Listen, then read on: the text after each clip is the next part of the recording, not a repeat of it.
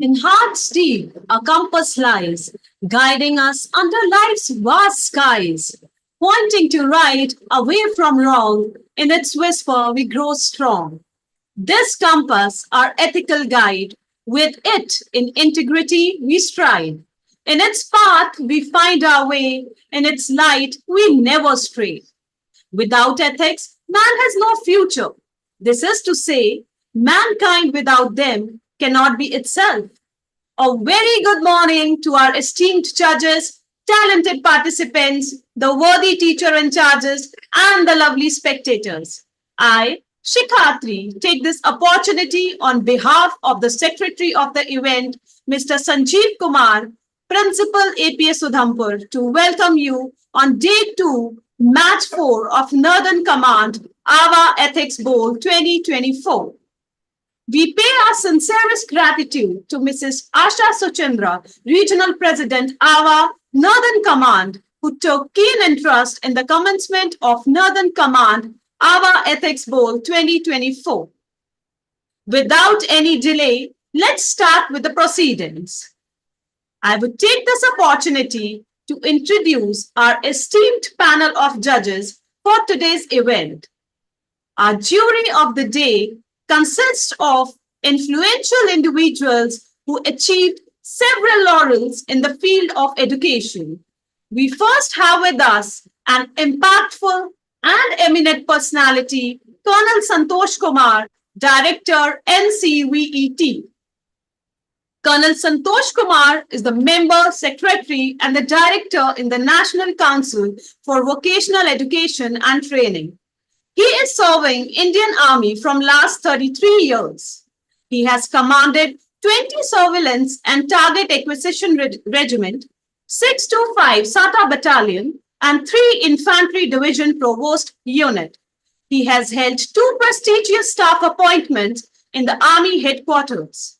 He has contributed significantly in implementing the National Credit Framework alongside UGC, AICTE, and NCERT integrating skilling. As a director policy, he has played a key role in developing and implementing a comprehensive range of policies and guidelines that shape the vocational education, training, and skilling ecosystem. Additionally, his responsibilities extended to formulating and implementing guidelines for recognition of prior learning. He has made invaluable contributions to the schemes of Government of India like Prime Minister Kaushal Vikas Yojana, PM Vishkarma, and Nal Jal Mitra schemes. He manages the National Qualification Register, NQR portal, the IT infrastructure of the Council, and is also responsible for granting of recognition of status of awarding bodies and assessment agencies, both private and government bodies. We are honored to have you as a jury member, sir. May I request you to kindly speak a few words and motivate our participants, sir? Thank you so much. Jai Hind, everyone. I had the privilege of judging the last year's ethics ball as well. And it was as much a learning for me as was for the students and the participants. It is a great initiative by the Northern Command, wherein you have really conceived it so wonderfully and implemented it. Most importantly is the soft skills today, which is a very important facet for all of us, because all of us have the equal knowledge in our professional domain, where as an Indian we lack, since I have the privilege of meeting a lot of other country members, where there is so much of, in abundance the job is there, but when it comes to employing them, you realize that the communication skills, the interpersonal skills, we are found lacking. Though I am very proud to say that it's not there in our army children, but even at a lower level, we do lack this, but the country as a whole is definitely lacking this. So I'm wishing both the teams a great success. may the best team win. I also take this opportunity when last time I was judging one of these competition. One of the boy had one team had a topic on the cyber fraud, and he had given his own example as to how the frauds are taking place. Of late, also we have been hearing very important personalities in the organization, the senior ranking officers like Major General Brigadiers. They have been defrauded through the cyber fraud from their money, etc. And a lot of ethical things are unethical things are happening. So I promised that boy that I will make qualifications and I will make it national. So I'm privileged and I'm happy to inform you today that around 7 qualifications I have made, which starts from the basics to foundations to advanced. So these all are available on the national website and soon going to find its way to schools because the CBSE is also part of us. They are also a awarding body with us. And whatever I promised, God has been kind that I've been able to do it. Thank you and Jai Hind. Thank you, sir, for your insightful words. Next, we have with us Mrs. Garima Goel. Ma'am holds a remarkable academic profile. Under her able guidance, her school was acclaimed 5 times the best Air Force school among all the Air Force schools pan India. Her articles have been published in newspapers and school exhibition for spreading awareness about sustainable development of the environment. She has got appreciation letters from the management for outstanding contribution in organizing various events in her school. She has got appreciation certificates and a medal for coordinating various competitive exams in her school. She has been acting as resource person of CBSE for conducting different workshops. She is one of the member of CBSE affiliation committee. We welcome you on board, ma'am. It would be our pleasure to hear you, ma'am. Thank you so much, and good morning to everybody. And it is indeed my privilege to be a part of this competition. And I just want to wish all the best to the participants. Keep up the children and give your best. Thank you so much. Thank you, ma'am, for motivating our participants. Next, we have with us Mrs. Reena Tripathi. She is an impactful and powerful woman. Ma'am has been heading the Disaster Management Department at Indian Red Cross Society headquarters since June 2012. She has handled more than 150 large and small-scale disaster relief operations pan-India in past 11 years.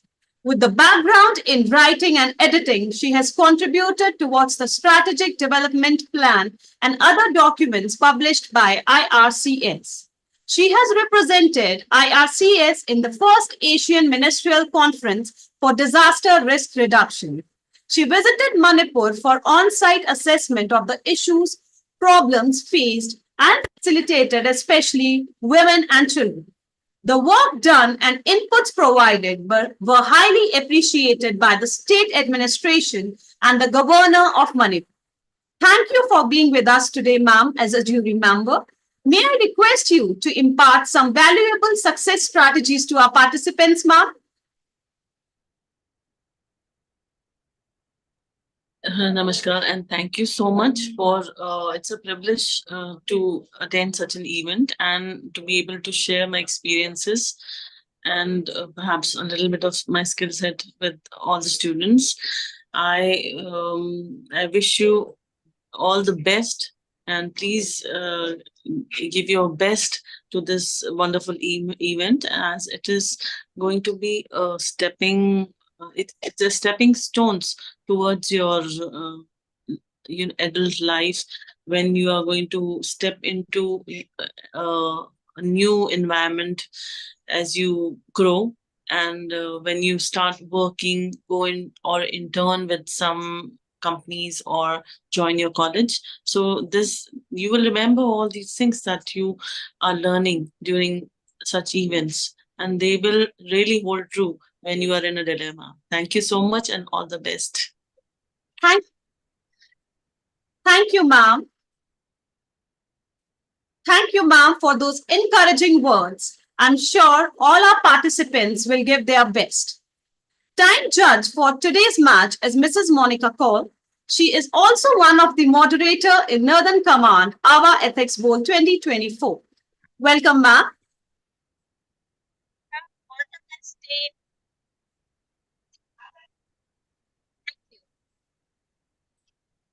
Now, for match 4, day 2 of the Northern Command AWWA Ethics Bowl 2024, we have participants from Team APS Almora and Team APS Mathura. So now, I will request the participants from both the schools to introduce themselves one by one. So let's begin with Team APS Almora.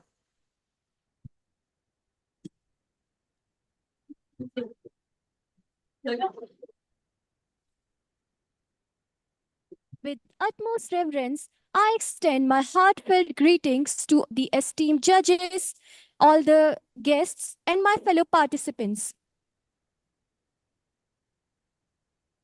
With utmost reverence, I would like to extend my heartfelt greetings to the esteemed judges, the guests, and my fellow participants. I'm Vaishnavi Joshi, and I'm the speaker number 1 from Team Almora. Greetings to everyone. I am Ananya Gautam from Team APS Almora, and I will be speaking in this Ethics Bowl Competition 2024 as speaker number 2 from APS Almora. Good morning, everyone. I'm Chitwan Pandey from class 12th, and I'm speaker number 3 from APS Almora. Greetings to all. I'm Raghav Pandey from class 12th, and I'm speaker number 4. Good morning, everyone. I am Garv Pandey, and I am the first researcher of Team APS Almora. Good morning, everyone. I am Manish Kantpal, and I am researcher number 2 from the Team APS Almora. Thank you, Team APS Almora. Now it's time for APS Mathura to introduce themselves. Good morning, everyone. I am Riya Kuntal, researcher number 1 from Team APS Mathura. Good morning, everyone. I'm Priya Bhardwaj of class 10th from APS Mathura. Good morning, everyone. My name is Khushnasib Kaur from class 9th. Good morning, everyone. I'm Sanvi Yadav from class 9. A very pleasant morning to everyone. This is Krishna Singh from 11th Science, APS Mathura. A very good morning to everyone. Myself Arshavat from class 10th, and I am researcher 2 for the Team APS Mathura. Thank you, Team APS Mathura. All the very best to both the teams. I'm sanguine that we will witness vivacious discussions from both the teams. I am really very excited. The presenter and the responder teams will be chosen through the Wheel of Fortune. Let's see who gets the opportunity to be the presenter team, that is Team A, and which school becomes the responder team, that is Team B.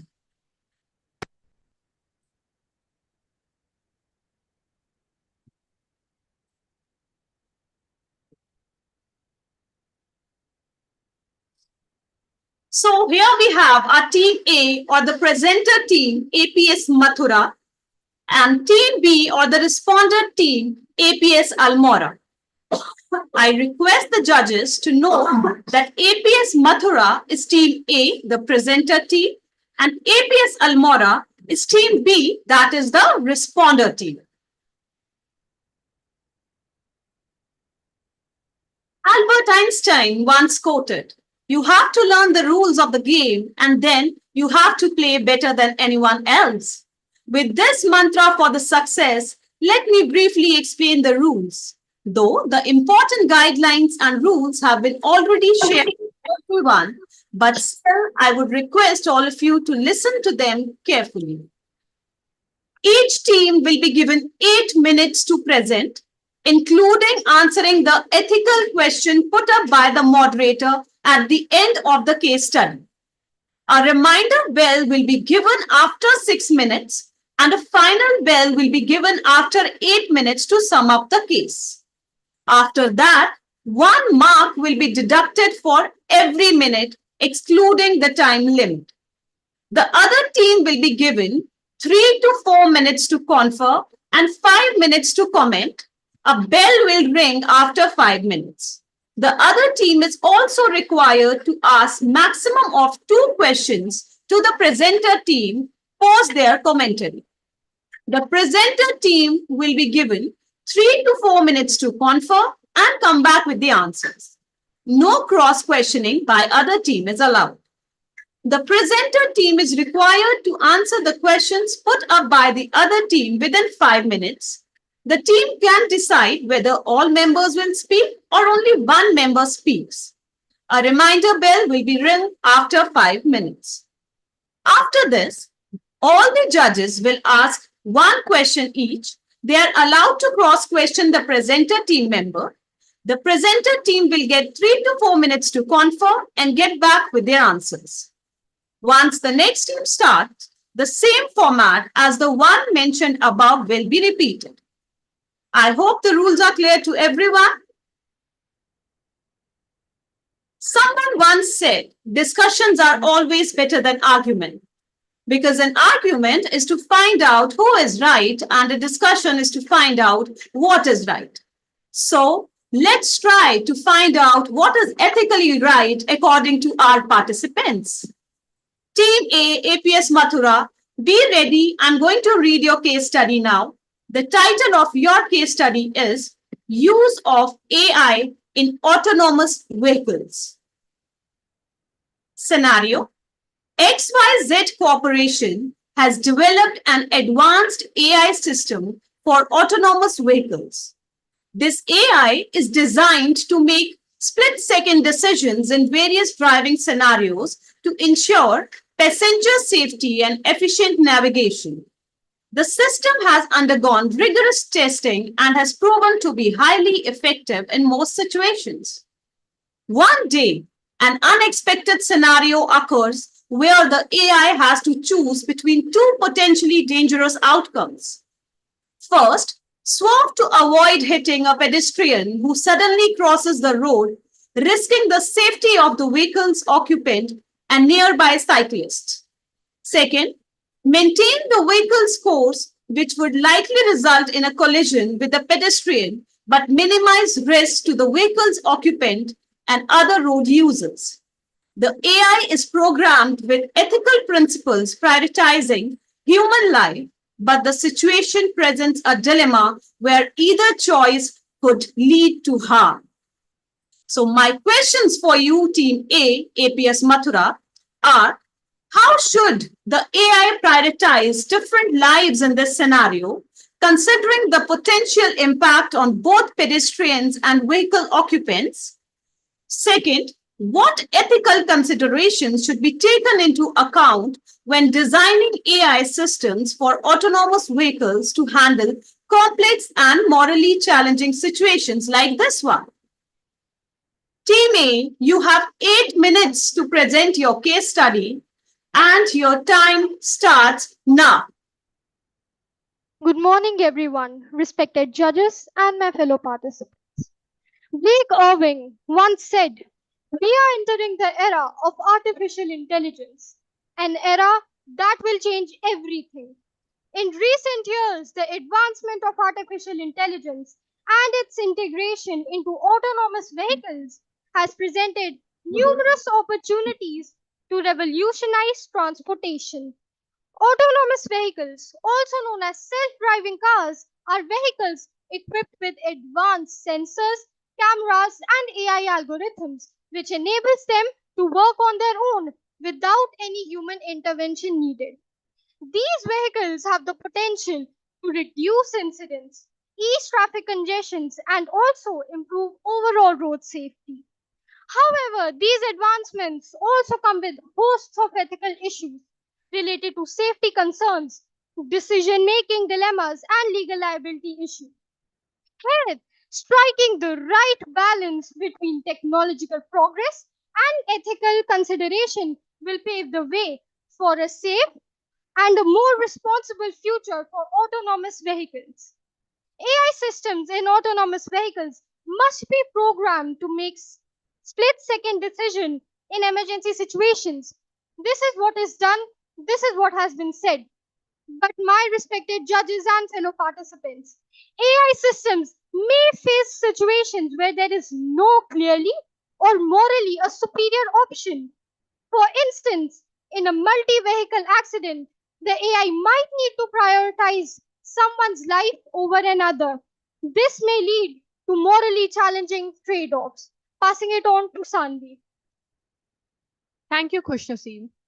The duty of the car is to protect the people inside the car as well as the people in its surroundings. It will do what's the best thing for the occupants. Other than that, all humans are same.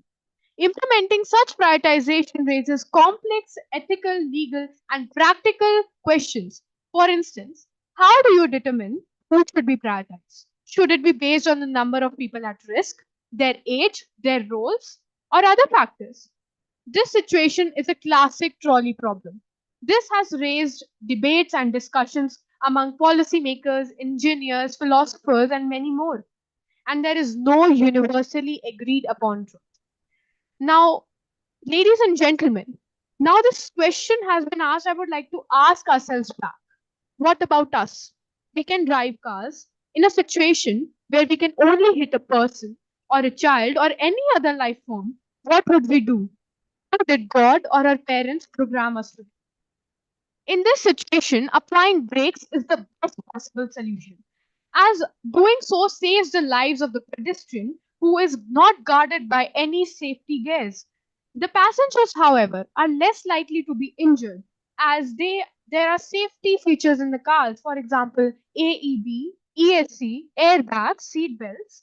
And now when it comes to the cyclists, then they are also equipped with safety gears like helmets, knee pads, elbow pads, etc. So in my opinion, it is less likely that they will have to face fatal injuries. Programmers use weighted probabilities to manage ethical dilemmas in autonomous vehicles, assigning values to human lives. The AI calculates probabilities, analyzes sensor data, and adjusts them in milliseconds, minimizing the harm. Capable of billions of calculations per second, it ensures real-time safety by cautiously adapting to new information. Passing it on to Priya. So please assign circuit.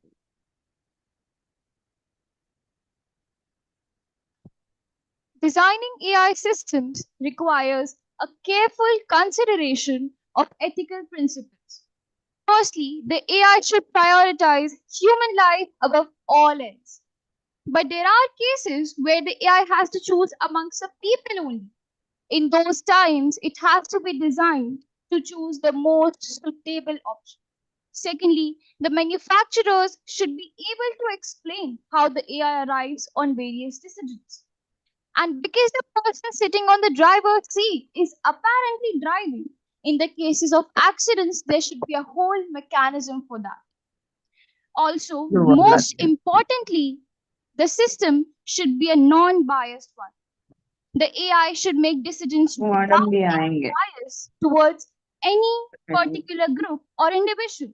It should be designed to treat all humans equally, irrespective of their age, sex, or any socio-economic factor.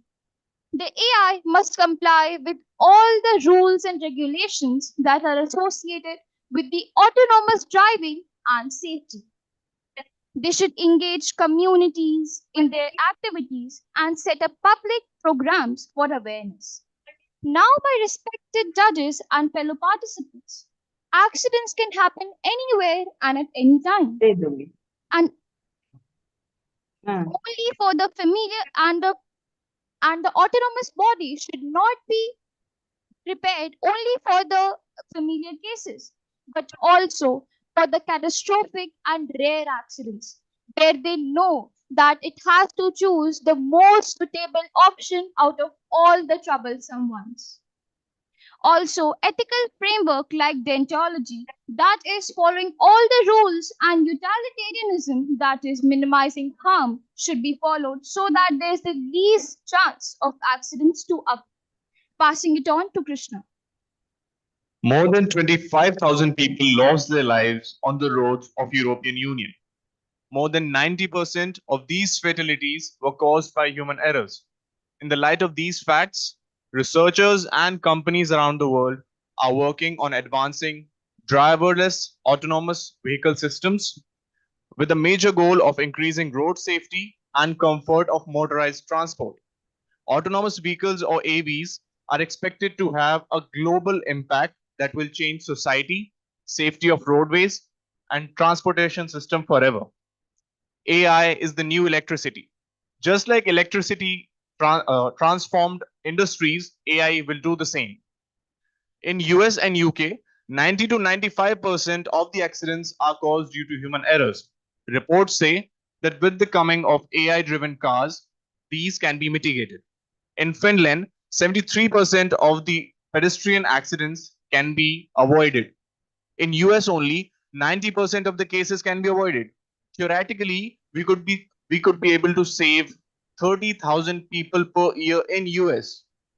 Driverless cars will account for a significant portion, around a quarter of the market by 2035, 2040. They are already growing at a rate of 22.7% per year. AI and humanity should harmoniously coexist and complement each other. As AI is the future, it is crucial to program it responsibly, ethically, and with consideration to human values, ensuring a symbiotic relationship that benefits both technology and society. Thank you.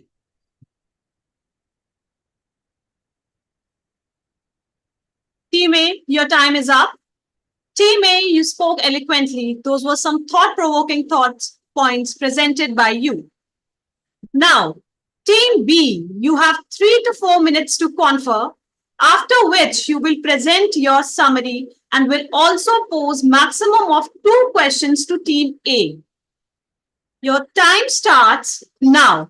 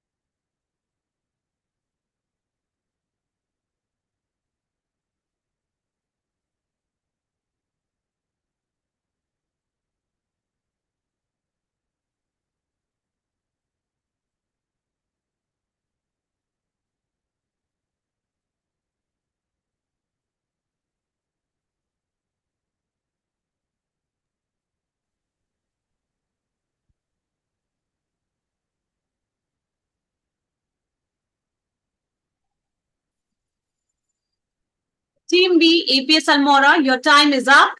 Please be ready to present your comments and pose your questions to Team A. You will be given 5 minutes to do so, and your time starts now.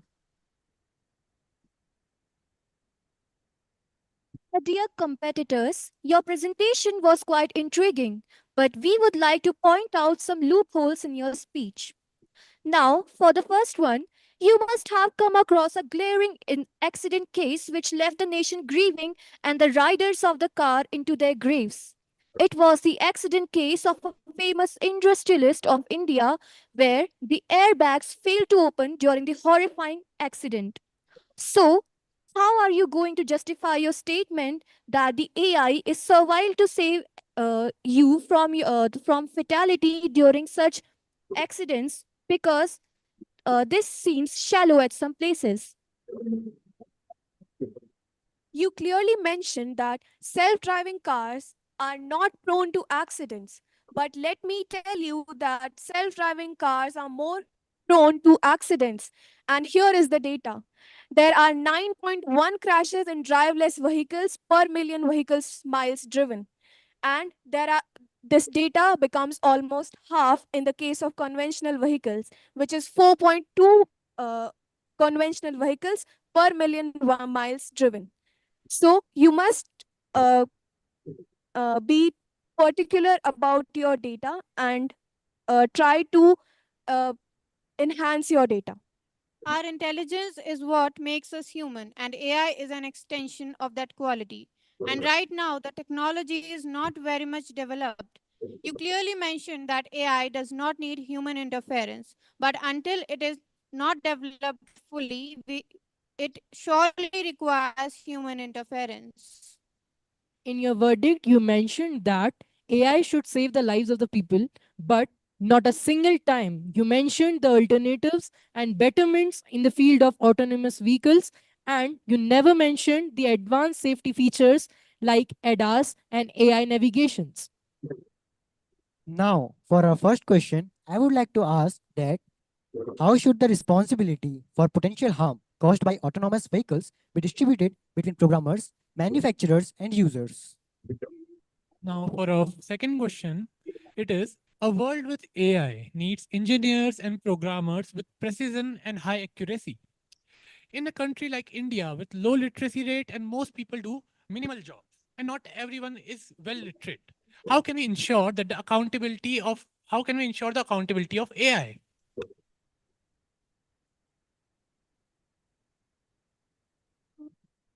Could you please repeat the first question? Okay, so Team Almora, please repeat the questions. The first question. Our first question is, how should the responsibility for potential harm caused by autonomous vehicles be distributed between programmers, manufacturers, and users? Team Mathura, questions are clear? Yes, ma'am. All right. Team A, APS Mathura, you will be given 3 to 4 minutes to confer and then give your answers. Your time starts now.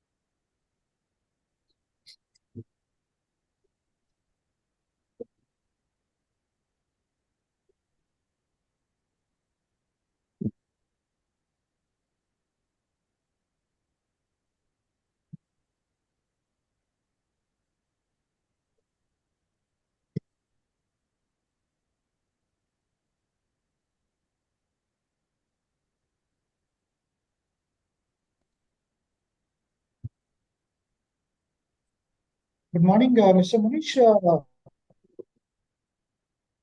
Watching. Hello. Can you hear?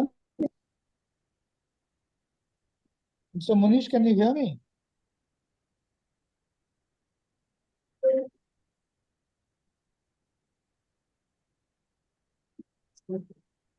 Yes, sir.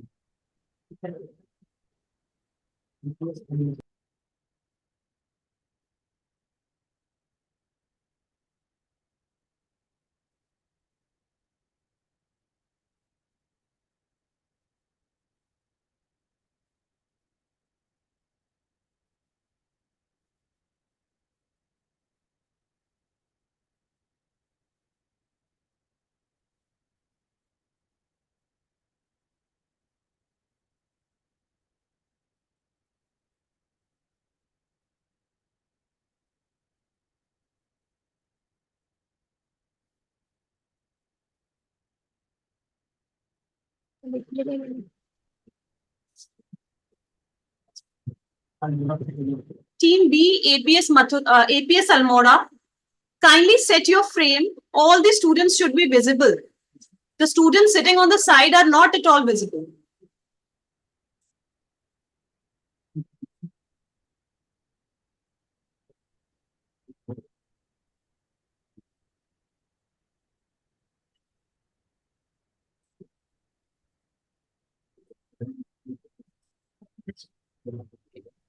Almora, if you can just tell the cameraman to little go behind, it should be all right. You guys are trying to trying your best to fit into the camera, so it will make you a little conscious. Can you just make that arrangement? What right now Madam has said, I think that would do the equally. Still, all of you are not very clearly see. The last one is getting cut. Where is the camera kept actually? Can you just tell the camera guy to uh, move the camera away from you people? No, not really. You are taking it to a side. Actually, we are trying our best. So please. Researchers can sit behind. You can adjust your sitting arrangement. Researchers can sit behind.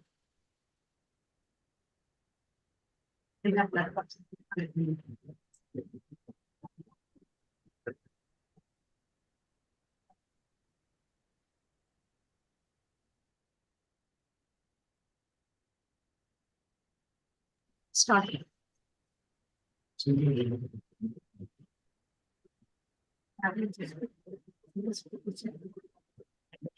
Team B, shall we proceed? Yes, ma'am. Yes, ma'am. Team A, APS Mathura, you can now present your answers. You will be given 5 minutes and you will be given 5 minutes to present your case. Give answers to the questions. Thank you for your question, teammates. Now answering your question, the potential responsibility of the harm caused by an AI vehicle is shared burden among several stakeholders, including manufacturers, programmers, users, regulation bodies, and insurance companies. Re- Programmers and developers are responsible for designing and implementing the AI system, including its decision making algorithm and ethical frameworks. Whereas Manufacturers are responsible for producing and testing the vehicles as well as ensuring compliance with the regulatory standards. Users are responsible for properly operating and maintaining the vehicle as well as reporting any incident or malfunction. Regulation bodies are responsible for establishing and enforcing the ethical standards and the laws. And the insurance companies are responsible for providing coverage and compensation in any event of accident or incident. Passing on to Shreya.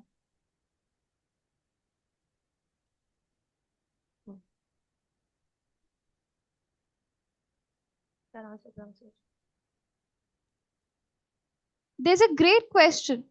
In a country like India, with a significant population lacking literacy, ensuring accountability in AI decision making is even more challenging.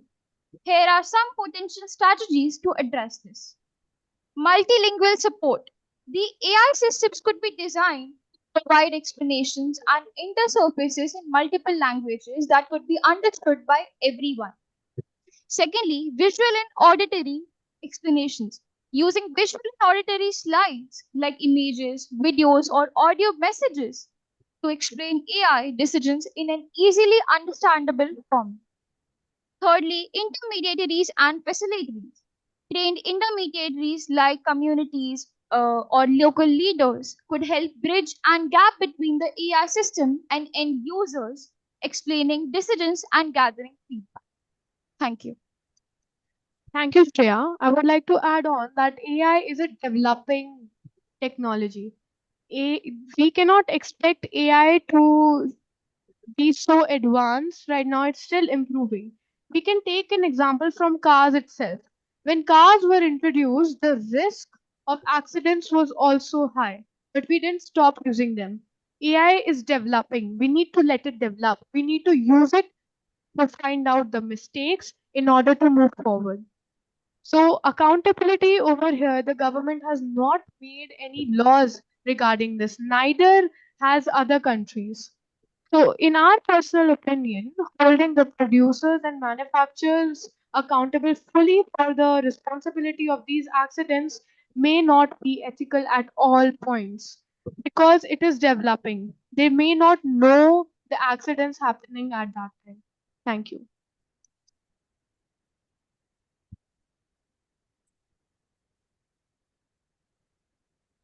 I must say that was a wonderful deliberation of thoughts by both the teams.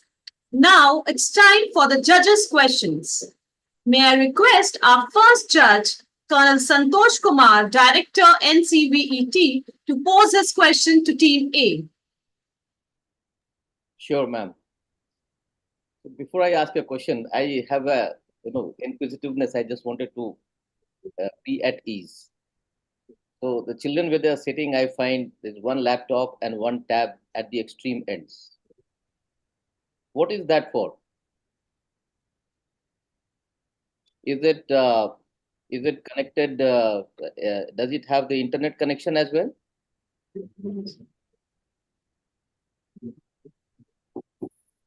Yes, sir.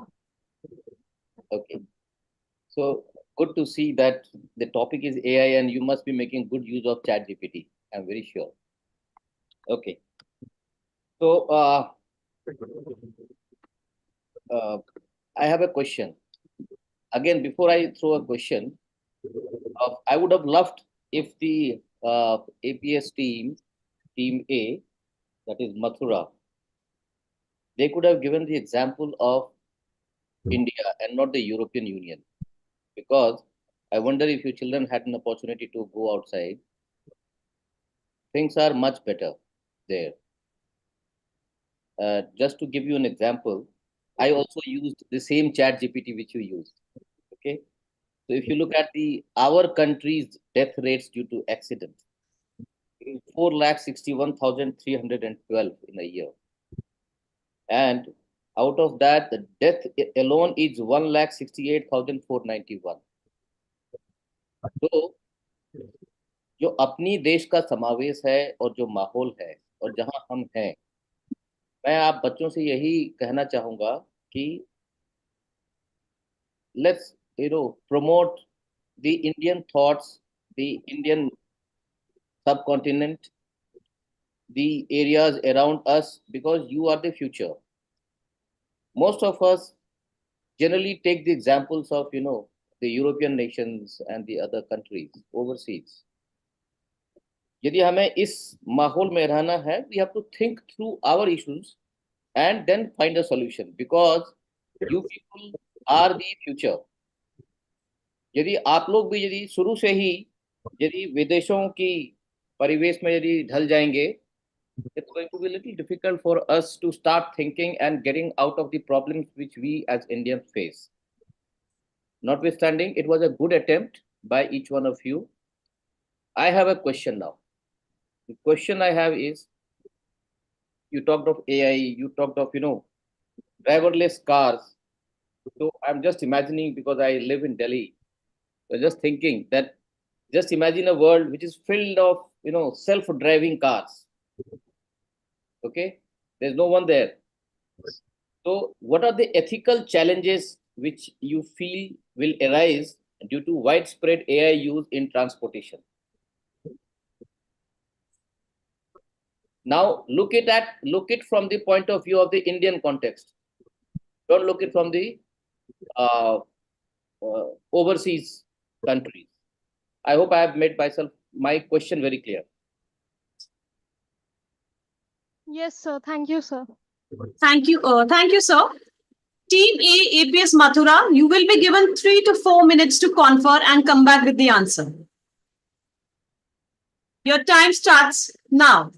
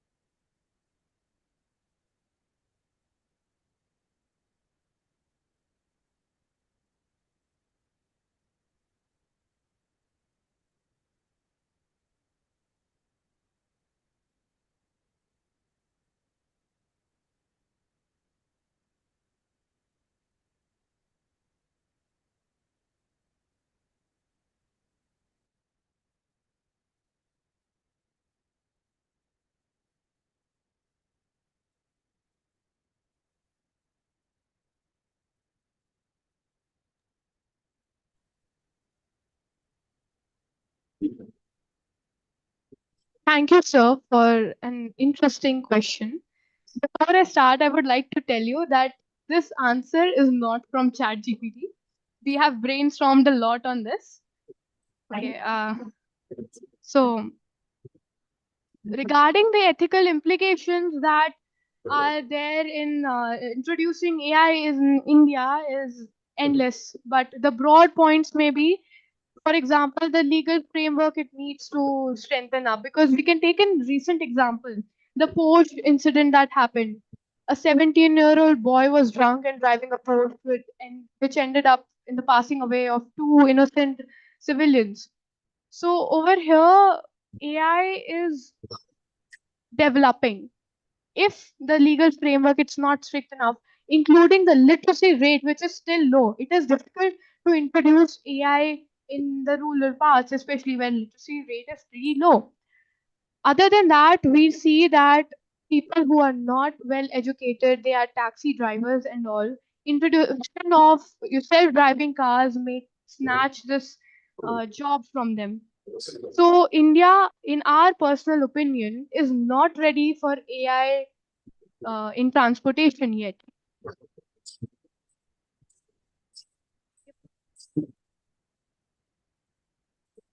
And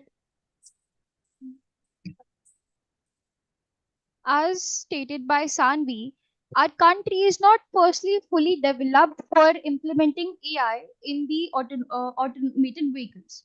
But if it is, there would still be many ethical considerations. Firstly, driving is a big source of income for many people in our country. So the cars would be so the car if the automated cars would be there, employment would be affected a lot. Secondly, the privacy would be at stake. The passenger's personal data would be firstly captured and then it could be leaked. Thirdly, the thirdly the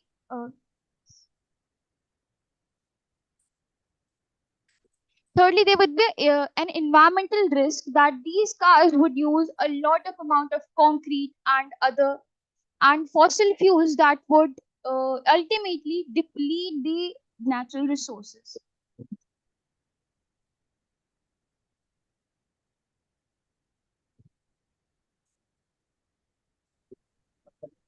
Okay. Thank you, Team A. So, are you satisfied with the answer given by Team A, or would you like to cross question then? No, first of all, I will. I love the attitude of that girl who said, "Sir, before I answer, I like to assure you it's not a chat GPT." I love that answer. Okay. Now, two things. मैं जानता हूं मैं बिल्कुल I am conscious of this fact that you people are our children and have a limited input, but I know that your generation is a great generation.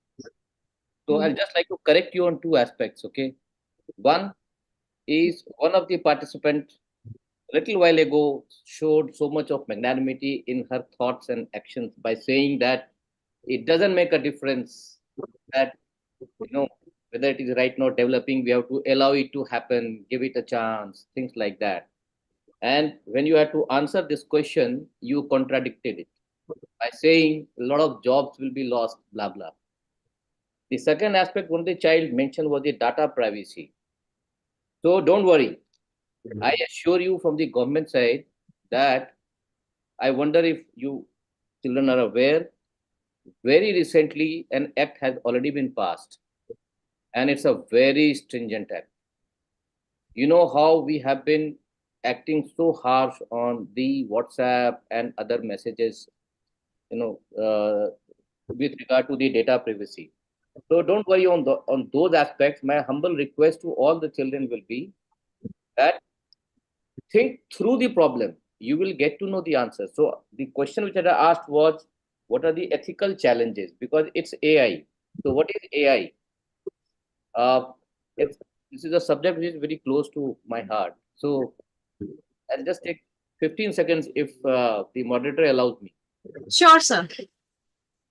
So there's a big data, metadata server where whatever we are doing is getting stored And this artificial intelligence, as and when, and people like us, in our own country alone, we have got 140 million strength of the population.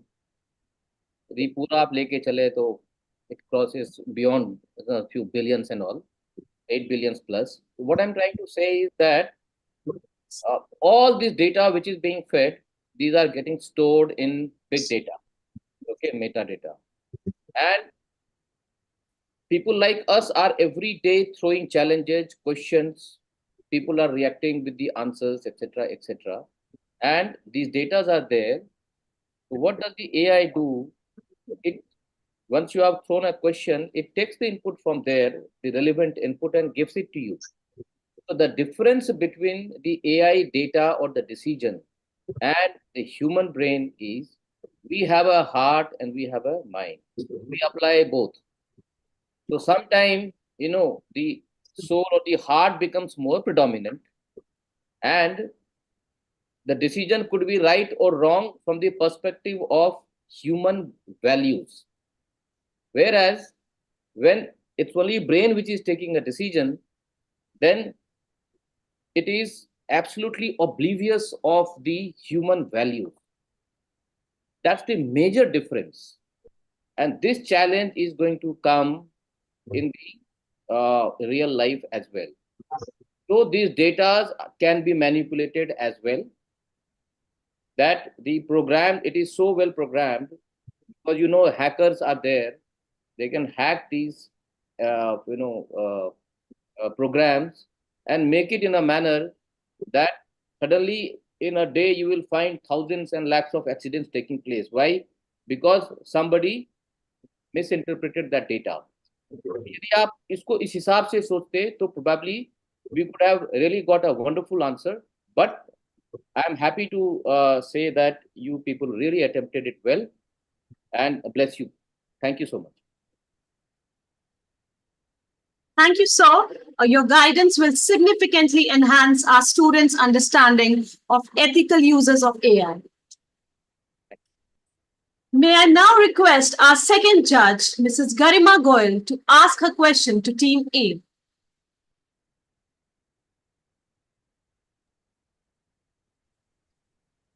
Yeah, am I audible? Yes, ma'am. Yeah. First of all, congratulations to APS Mathura for a very good comprehensive research, what the children have done. Okay. And I would like to go with the viewpoint of Sir, actually, to just extend that. No matter, we have a lot of problems, like children were saying just now, in our country. We are living in a country which has a population of 140 CR. People don't follow traffic rules very diligently. The condition of roads is also not very good. In rural parts of the country, there are no roads only, actually. There are all kacha roads. Okay. Children also said that India is not ready in transportation to welcome AI driven autonomous vehicles. There will be a problem, according to them, will be a problem of unemployment once these vehicles start running on the roads of a country. There will be a lot of problems, but we should keep our thinking always very progressive.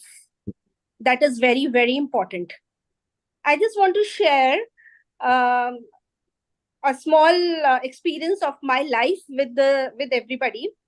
In 2010, I was a teacher at that time, and I did one project for CBSE science exhibition on hybrid motor vehicles and EV vehicles and all. Now, at that time in India, nobody knew about hybrid vehicles or EV vehicles, but in 2024, today, we can see a lot of hybrid vehicles and EV vehicles running on the roads. Okay, and when we did that project that year, it went to national level, and at national level also, a lot of appreciations were there for the project. But then now we see all those type of vehicles running on the roads of a country. So why can't we keep our thinking very progressive?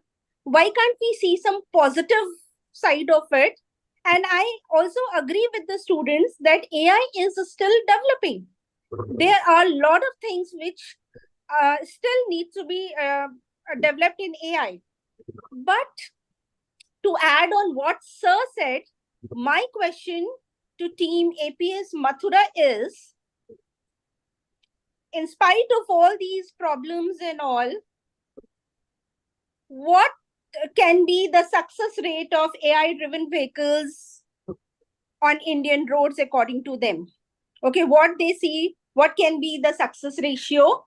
And if they can suggest a few changes in infrastructure on the roads of India before permitting autonomous vehicles to run on the roads to avoid dangerous outcomes. A few suggestions, maybe a one or two, okay, which can be brought in the infrastructure of Indian roads.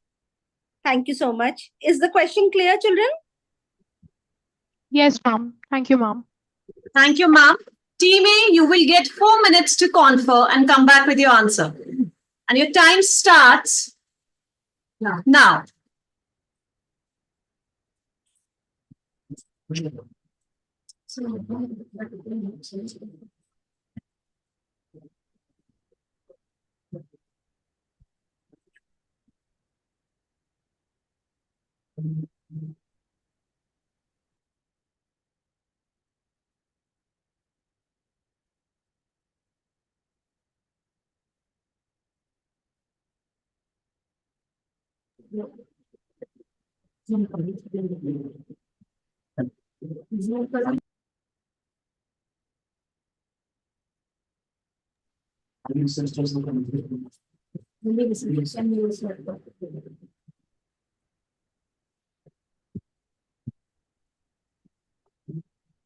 Only researchers are requested to use the laptops. APS Mathura, please make sure that only researchers are using the laptops. Yes, ma'am.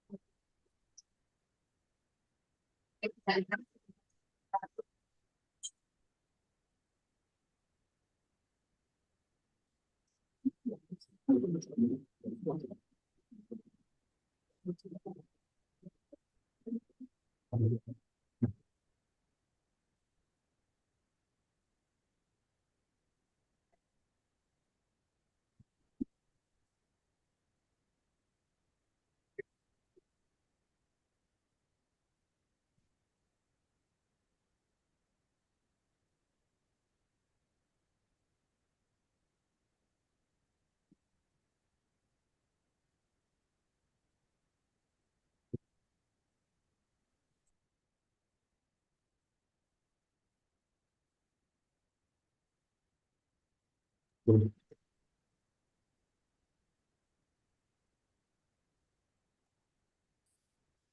may be ready to answer the questions now. Thank you so much, ma'am, for the question. Ma'am, as for the success ratio of AI for introducing autonomous vehicles in India, firstly, the success rate is definitely pretty high. There are certain points which will improve. Firstly, traffic behavior will improve because autonomous vehicles have a proper way of behaving. Secondly, environmental conditions would also be better. And thirdly, there will be a low accident ratio also. Ma'am, there currently is a widespread testing of use of autonomous vehicles on the Indian roads. Several challenges have been mentioned for that. Firstly, unpredictable road conditions are there. Indian roads are known for their congestion, indisciplined driving habits. So it is very important, firstly, that we should maintain the traffic management. Traffic management should be maintained in order to create a good opportunity for the autonomous vehicle.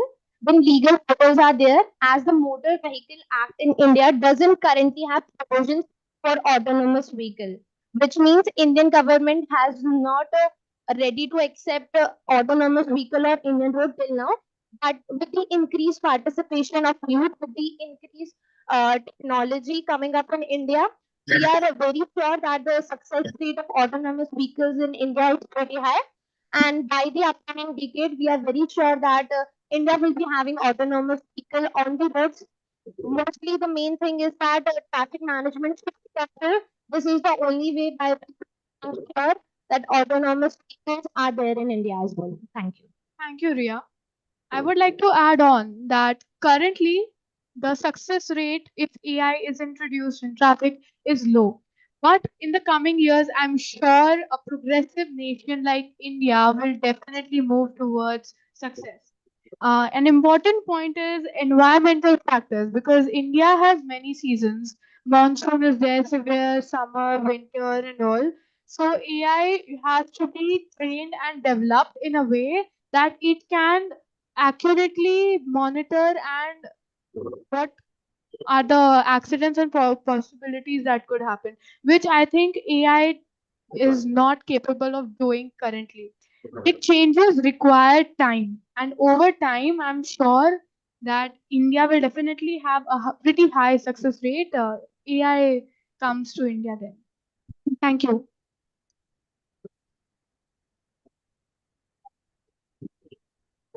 Ma'am, are you satisfied with the answer given by Team A, APS Mathura, or would you like to cross question them? No, it's okay. It was a good try.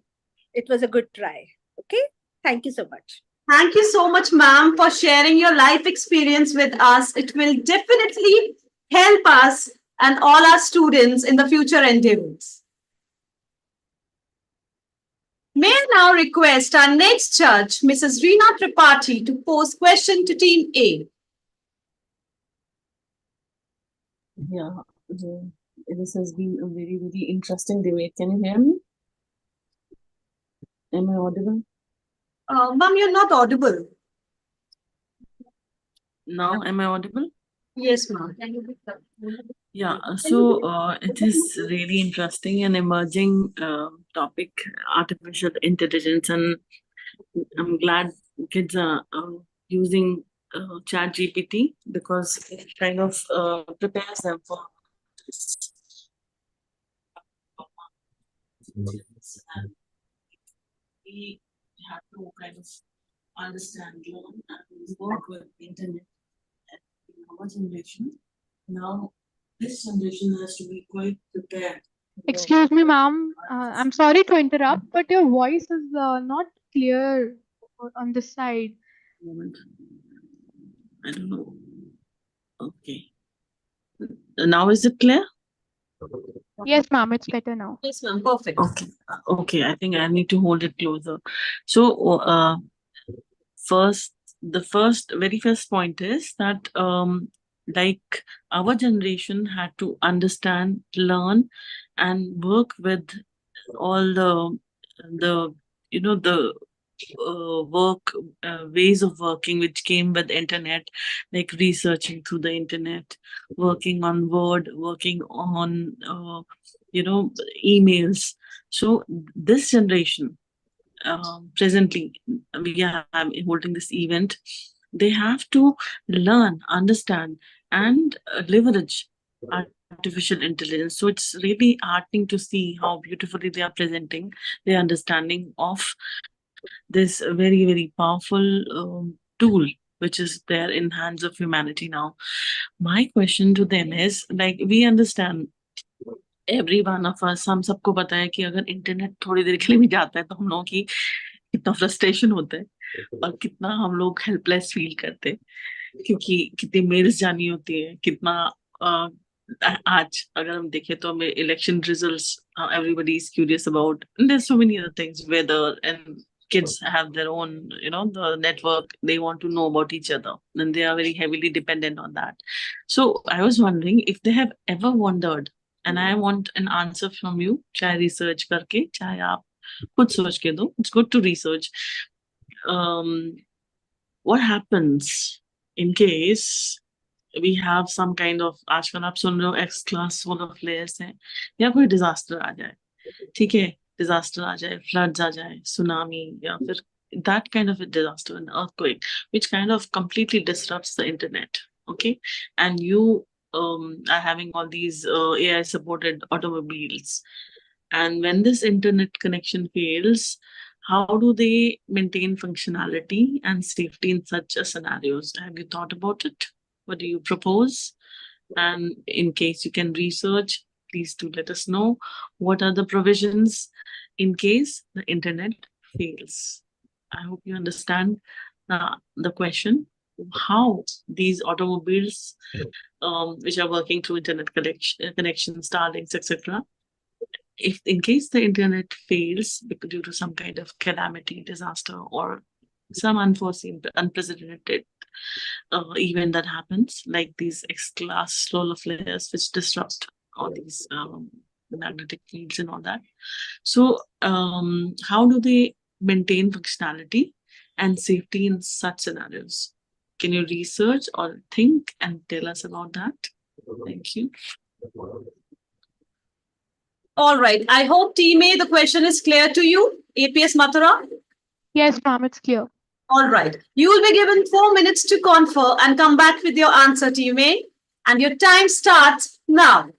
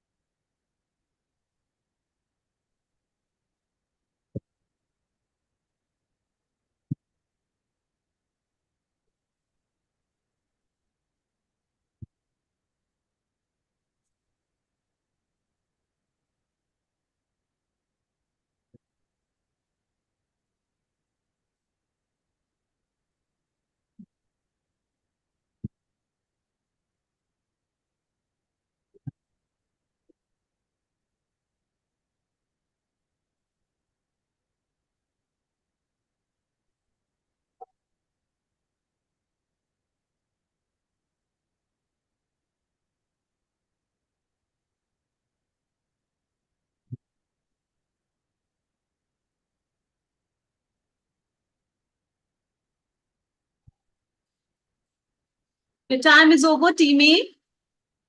You can answer the question now. Thank you for the question, ma'am. Ma'am, you are right. Dependency on internet and AI can be challenging during tough period. But if we specifically talk about the AI-driven autonomous vehicles, then these systems make users of pre-trained models and have fixed algorithm, and they have backup offline system which can be handled manually. They can run locally on device itself. This means then even in internet-less environment, such as remote area or on-road vehicles, offline AI can continue to work seamlessly. If the vehicle detects any anomalies or failure that could compromise safety, it can initiate a controlled shutdown procedure to bring the vehicle to a safe spot. If the vehicle detects any problem, this means we have generated AI autonomous vehicle in such a way that in a case of any disaster or shutdown of internet system, we can still handle them manually, such as we are handling the old vehicles and the old models of the car. AI is just an enhanced model which enhances the cars, but it does not mean that without AI we cannot drive those cars. We have offline backup system which will help us to drive manually as well in the case of any disruption of internet or in case of any disaster. Passing on to Shweta. I would like to add on to that no matter how much we depend on AI, but somewhere this would highlight that even after implementation of completely automated cars, somewhere manual ability is still needed. And in the times of disasters, there should be an option so that we can switch to manual working in those automated cars. Thank you. Thank you, Shreya. Adding on to that, as they all stated, that manual override it is there in AI, even in aeroplanes where autopilot is there. Manual override is there in case of any situation, an unavoidable situation where AI cannot handle the disaster. Other than that, there is V2X technology, that is vehicle to everything. A vehicle can connect to any other vehicle or any other local point to gather information if needed. Otherwise, it can fully work on its own because it's feeded into the hardware. There is no need for it to connect to an internet connection for AI to work in an automated way. Thank you.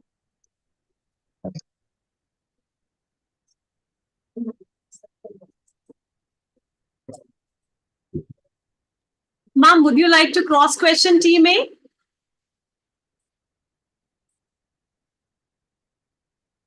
I'm quite unsatisfied because they have done very good research and they have come up with the correct answer that they can override that and operate them manually. Thank you so much. I'm glad that they understanding their own topic in a deeper way. Thank you. Thank you so much, ma'am. And very well answered, Team A, APS Mathura. You have very well. Can I just add one thing for the benefit of the children, if you permit, ma'am? You have very well presented your views with great zeal and enthusiasm. We had some very compelling ideas from both the teams in our first round. Now it's time for Team B to present their case. And Team B, APS Almora, I will now read your case study. The title of your case study is Water, Water Everywhere. Water, water everywhere. Which one should I drink? The baby boomer generation could be known as the Pepsi generation. They were also targeted by Coca-Cola with ads that promoted the real thing and seduced with the lofty lyrics of, I'd like to teach the world to sing in perfect harmony. I'd like to buy the world a Coke and keep it company. And the boomers were big consumers of these soft drinks. More recently, health concerns have encouraged all generations to reduce intake of empty caloric drinks. The consumption of soft drinks has decreased and is now often exceeded by water. Not just plain tap water in most cases, but what has been become known as designer water. In response to this trend, both the Coke and Pepsi companies have expanded their product lines to include designer water. Coke still tries to wax proverbial with their mission statement to refresh the world in mind, body, and spirit, to inspire moments of optimism and happiness through our brands and actions to create value for making a difference.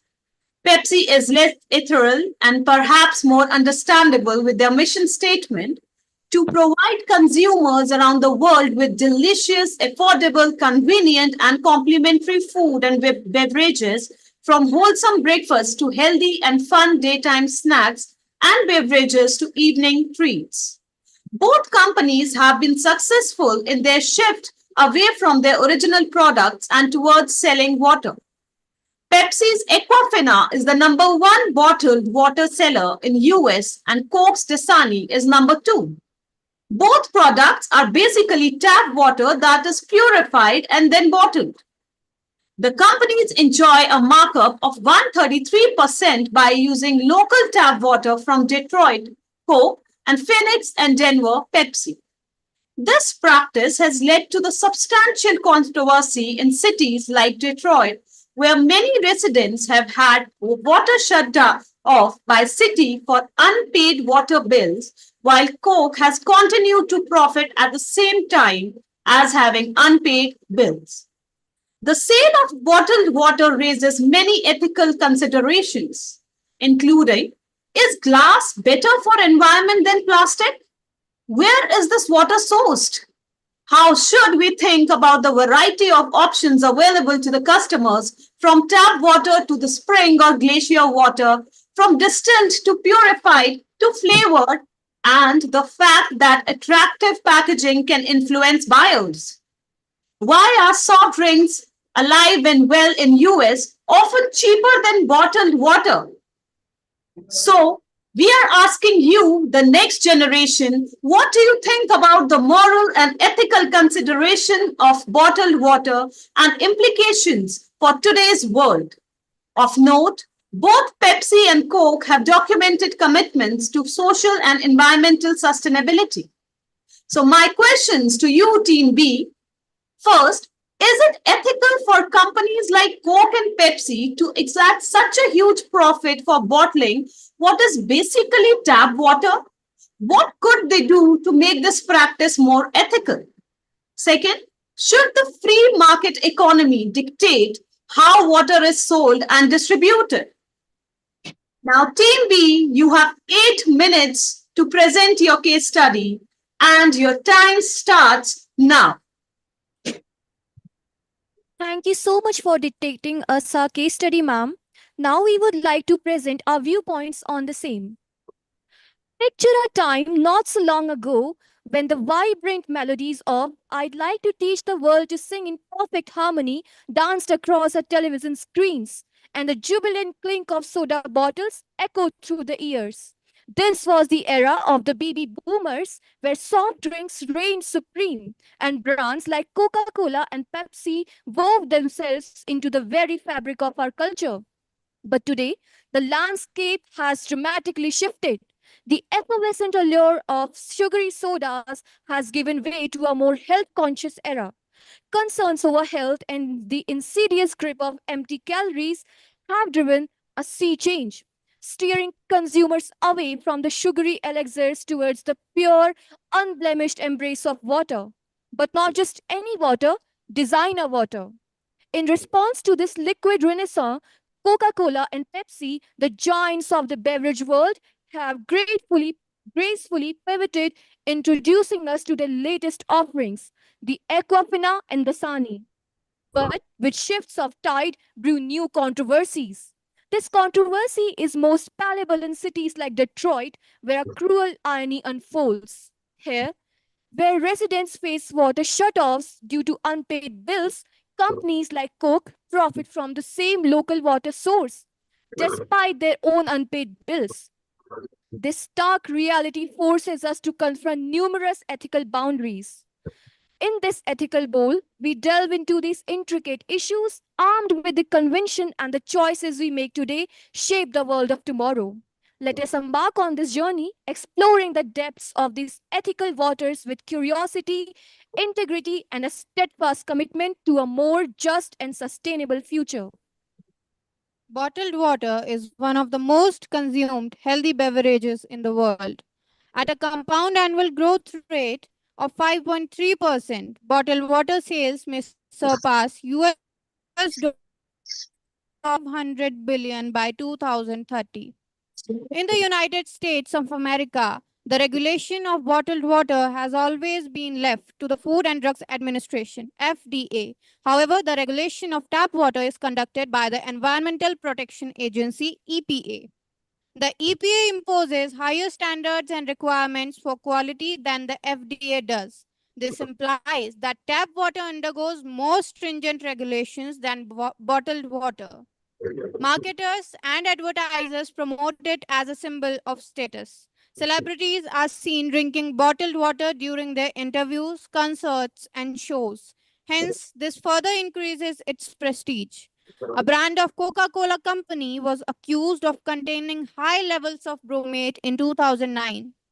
Apart from the packaging, bottled water marketers also incorporate beautiful images of mountains and springs on the bottles to emphasize naturalism and purity. Bottled water marketers describe the product as pure and healthier than tap water. By creating an impression of extra purity, bottled water companies are trying to set themselves apart from conventional tap water suppliers. In the context of drinking water,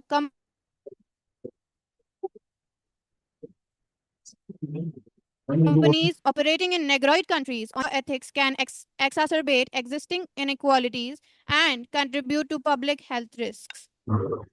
Ethical marketing related to drinking water involves promoting products and services in a transparent, socially responsible, and environmentally sustainable manner. Ensure that marketing messages prioritize the health and safety of consumers drinking water unless supported by scientific evidences. Source water responsibly and ethically, taking into account factors such as environmental impact, fair labor practices, and support for the local communities. Now, engage with local communities and stakeholders to understand their needs and concerns regarding drinking water. Involve community members in decision-making processes and listen to their feedback to ensure that marketing efforts are culturally sensitive and responsive to local needs. At the outset, consumer protection laws may apply to bottled drinking water to safeguard consumer rights related labeling accuracy, pricing transparency, and fair business practices. These laws may vary by jurisdiction, but generally aim to prevent fraud, misinterruption, and unfair trade practices. The practice of companies like Coke and Pepsi profiting substantially from bottling essentially tap water is ethically questionable. Firstly, it raises concerns about fairness and equity. Bottling tap water, which is often a public resource, and selling it at a significant markup disproportionality benefits the companies while potentially depriving local communities of access to clean water. The environmental impact of producing and disposing of plastic bottles further exacerbates the ethical dilemma. From an, from an ethical standpoint, prioritizing profit over social well being and environmental sustainability is not justificable. The question whether the market free economy should dictate how water is sold and distributed presents a complex ethical dilemma. Water is not just any other product. This balanced approach respects both the principles of free market economy and the ethical imperative to protect the fundamental rights and well-being of all individuals and communities. Governments shape how the free market economy influences water sales and distribution through regulations and policies. They establish standards for quality, pricing, and access to ensure public health and equity. Now, over to my teammate. Companies like Pepsi and Coke, with their global reach, are uniquely positioned to lead a crusade for sustainability. By investing in eco friendly packaging, supporting conservation efforts, and fostering a culture of reuse, they can transform the legacy from one of exploitation to the one of saviors. In conclusion, it's imperative that big companies not prioritize profit but also consider their ethical responsibilities in water management. By aligning economic goals with social and environmental values, companies can contribute to fair and sustainable water distribution. The collaboration between the free market economy and government oversight is vital for ensuring ethical water management. By balancing economical efficiency with regulatory measures, governments can uphold public health, equity, and sustainability in water distribution. This can enable us to navigate complex water challenges, ensuring access to clean water while preserving environmental integrity for future generations. Thank you.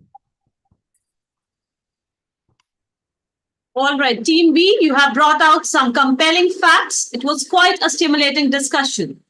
Now, Team A, you have 3 to 4 minutes to confer, after which you will present your comments and will also pose 2 questions to Team B. No cross questioning is allowed, and your time to confer starts now.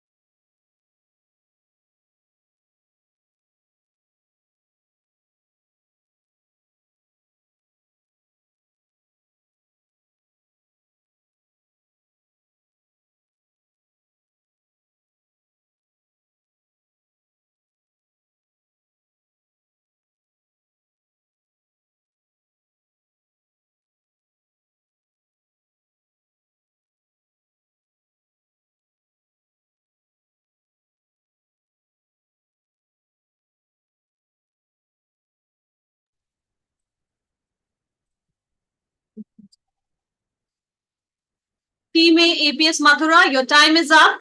Please be ready to present your comments and pose your questions to Team B. You will be given 5 minutes to do so, and your time starts now. Thank you, ma'am. Thank you, APS Almora, for your insightful presentation and viewpoints. Your presentation was quite satisfactory, I must say so. Now, here is what we think about this topic.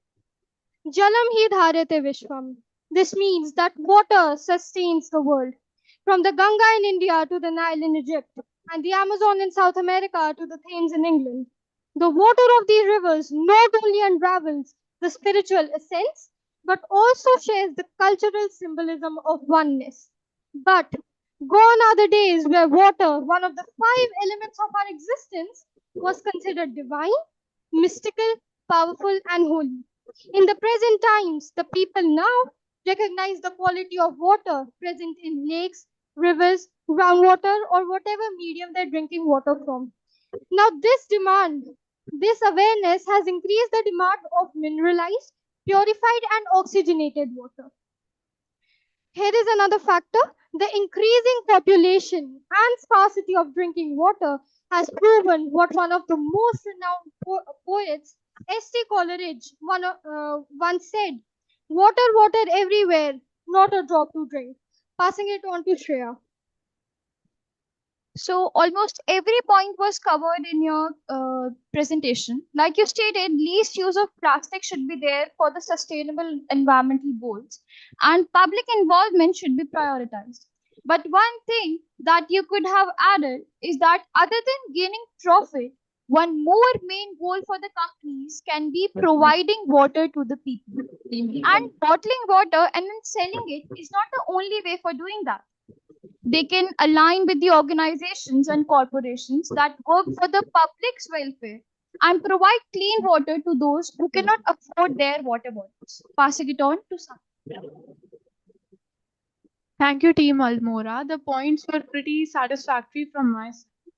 And now, considering these ethical principles, a hybrid approach that combines market mechanisms with government regulation to ensure equitable access, environmental sustainability, and protection of human rights. These were all covered in your presentation. And this might involve regulating water prices to prevent price gouging, implementing conservation measures, and investing in infrastructure to ensure access for all. Ultimately, the ethical approach to water distribution should prioritize the well being of individuals and communities over purely economic considerations. Passing it on to Krishna. Thank you, Sanvi. The bottled water industry, represented by companies like Pepsi and Coke, face several ethical and social challenges. Selling purified tap water at high prices can be exploitative, especially if consumers aren't fully aware about what they're consuming. Companies should ensure transparency by clearly labeling the water source and purification process. They should also consider fair pricing and reinvest profits into local communities, particularly where water access is low. What surprises me is that the act of spending $1 for a product you can get almost free. But if we do so, environmental concerns are significant. Now, for the question, passing it on to Priya. It was an insightful presentation by APS Almora. So, our first question to you is, in your presentation, you mentioned that attractive packaging can influence buyers. How much does marketing influence people's choice to buy bottled water over tap water, especially since bottled water is essentially tap water that has been purified and bottled? Our second question is, the growing bottle market in India, which is estimated to reach over 826 billion rupees in 2030. Do you think selling bottled water to low-income consumers like people in India, is it ethical? Okay, some very good points brought out by Team A. Now, Team B, APS Almora, you have 4 minutes to confer, and your time starts now.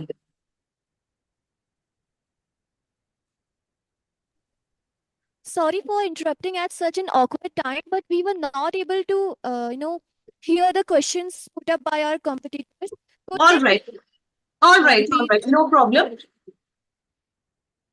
Team APS Mathura, I request you to please repeat the questions. Next question is, in your presentation, you mentioned that attractive packaging can influence buyers. How much does marketing influence people's choice to buy bottled water over tap water? Especially since bottled water is essentially tap water that has been purified and bottled. The second question is, the growing bottle market in India, which is estimated to reach over 826 billion rupees in 2030. Do you think selling bottled water to low-income consumers like people in India is that ethical? Thank you. Team B, APS Almora, I hope the questions are clear to you. Now you have 4 minutes to prepare your answer, and your time starts now.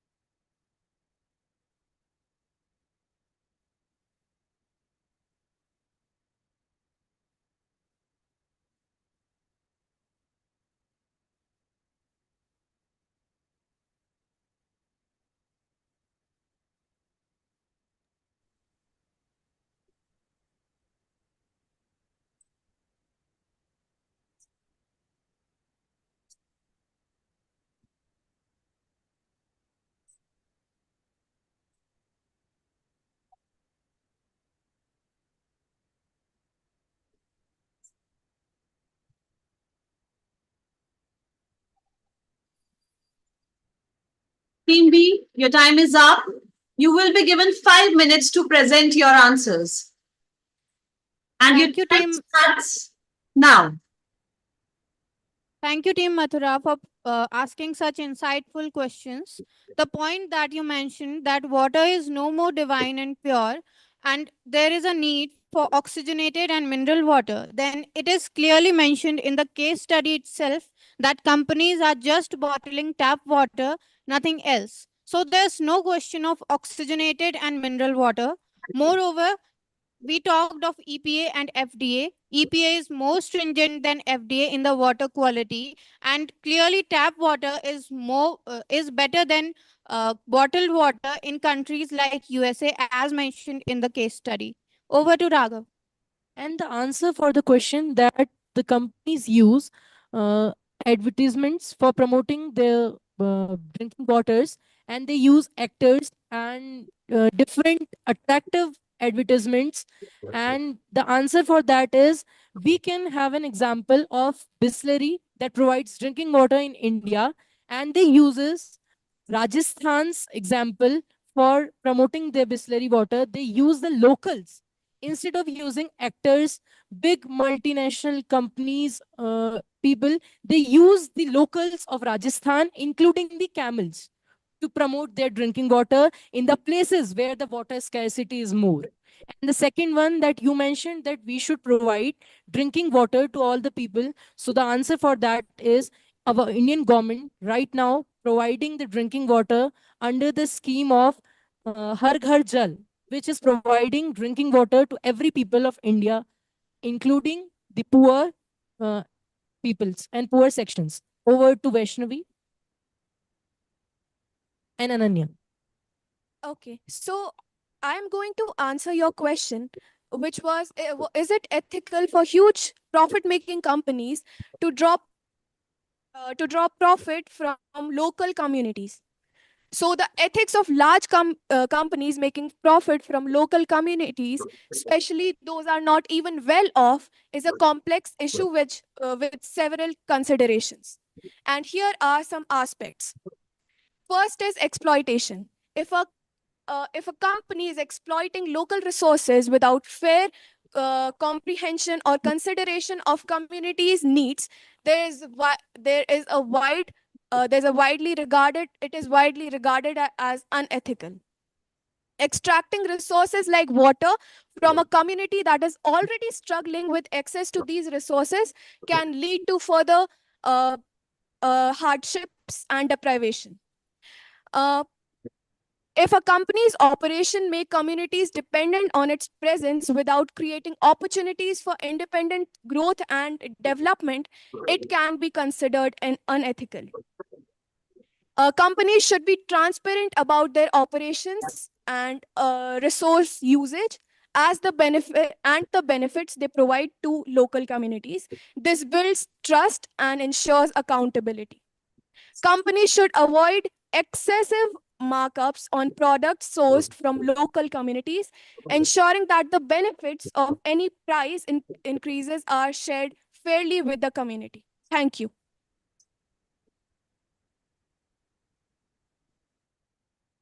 Thank you, Team B. I must say that was a wonderful deliberation of thoughts by both the teams. Now it's time for the judges' questions. May I request our first judge, Colonel Santosh, Director, NCVET, to pose his question to Team B. Thank you.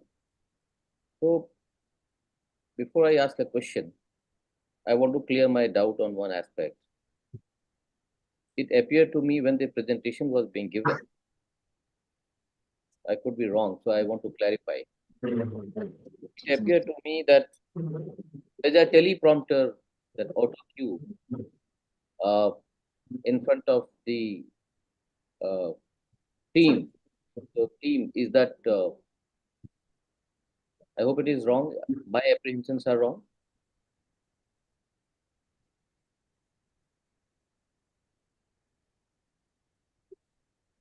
Okay. Sir, actually, we have installed a webcam that is above the screen. So we are looking at the screen and webcam is above there because it was not visible from the camera of the computer. There's nothing prompt here. Thank you. So I'll ask you a question on this. This is a very good topic. You know, you people also must be hearing Sadhguru ji on this issue. You know, he does a lot of campaigning on this. A lot of initiatives have been taken by the government also. I'll ask you a little, giving a future outlook. And I know you children are from 10th and 12th standard. Most of you are, I think, 12th standard. So give it a thought. I want to hear the purity of your thought. So just imagine a world with limited fresh water resources. It's happening. Actually, it's happening now. How can we ensure the equitable access to the clean water for all while minimizing the environmental damage? If it is not clear, I will amplify. Otherwise, I'm absolutely short and sweet with my question. Would you get my questions correctly, team? Yes, sir, clear. Okay, please go ahead. Team B, you will get 4 minutes to confer and come back with your answer. Your time starts now.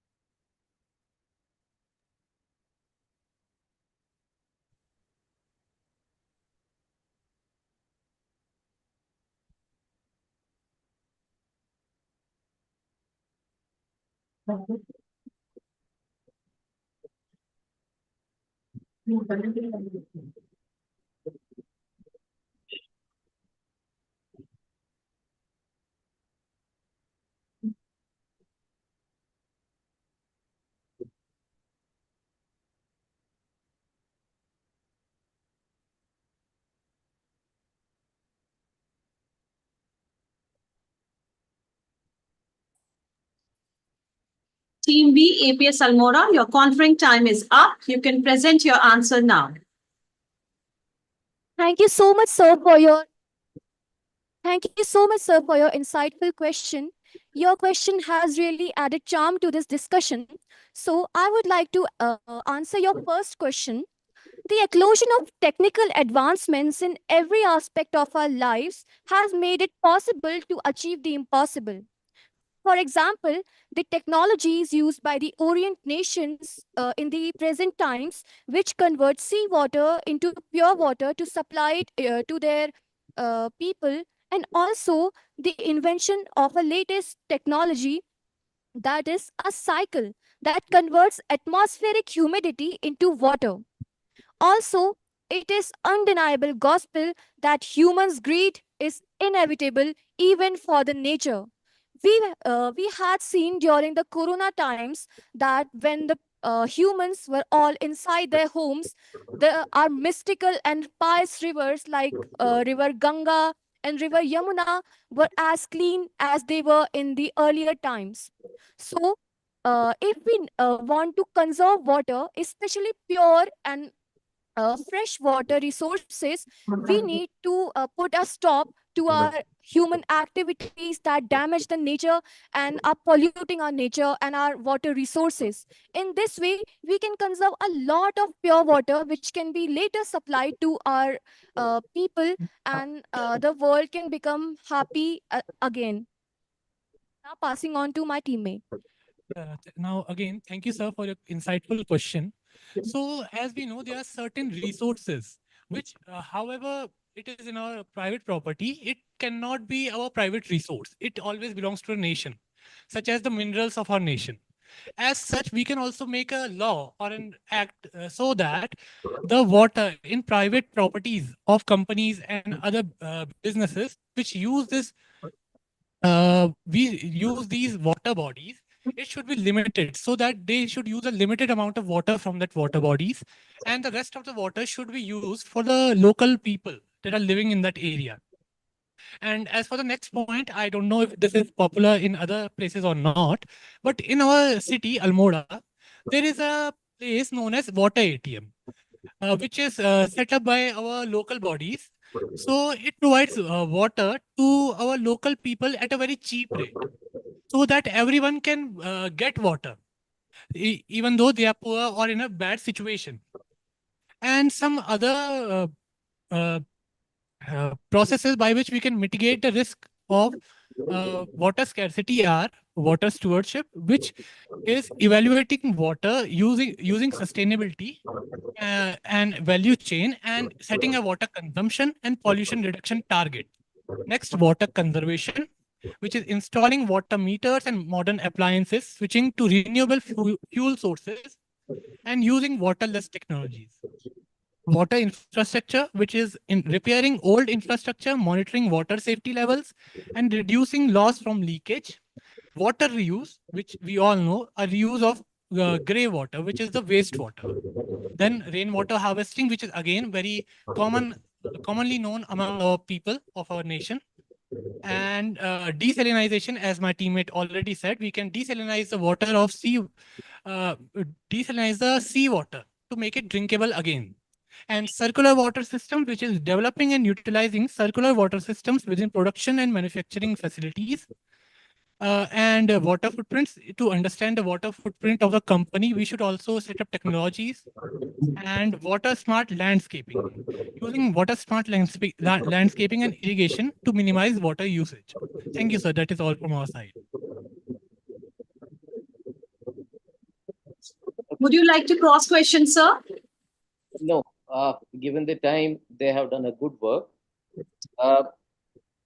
We do get slaved to the technology. some of the questions, some of the answers which you children have given, they were the product of your own thoughts. I mean, they were original.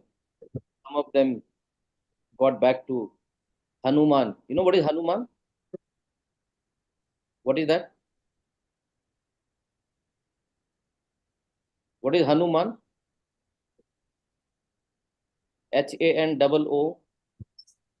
HANOOMAN. No.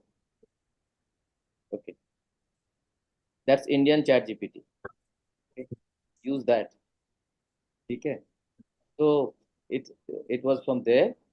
My request to the moderator would be a point which can be taken subsequently. These are the time when we really get to provoke their mind under trying circumstances. So as much research they can do before they come for the competition, fantastic. But when it comes to finally, coming for such an event, let a fertile mind, they can give fantastic answers. I have just no doubt in my mind. It was a good effort. Well done. And one more thing I'll tell you.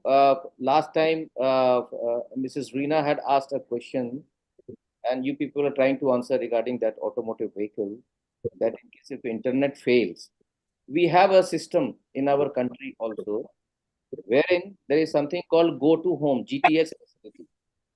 So in case if the internet fails, if there is a communication gets lost, then the equipment is programmed to take you to a particular place where you can park your vehicle safely without meeting a disastrous accident.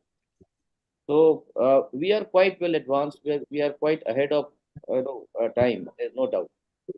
It's only the capacity building of the people. Thank you so much. Thank you. Thank you, sir. Thank you, sir, for your thought-provoking questions and your suggestions.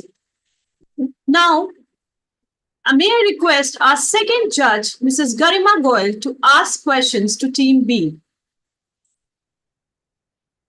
Yeah.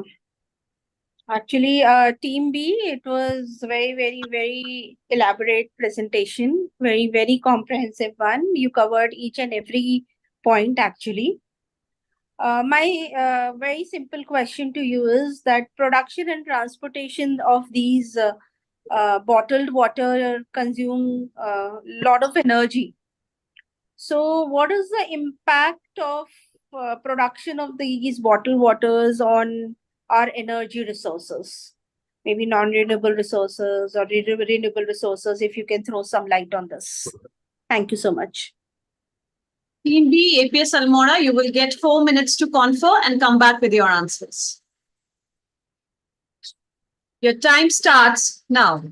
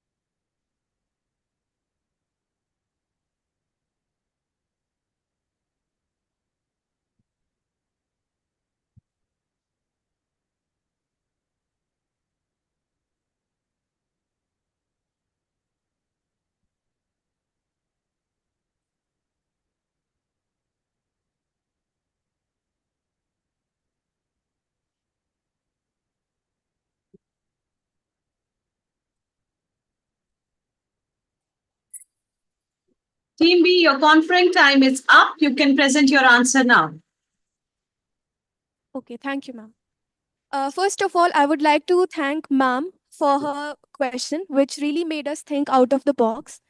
And we agree with your point that the loss of energy starts from very collection of water resources and it extends to processing, packaging, and transportation.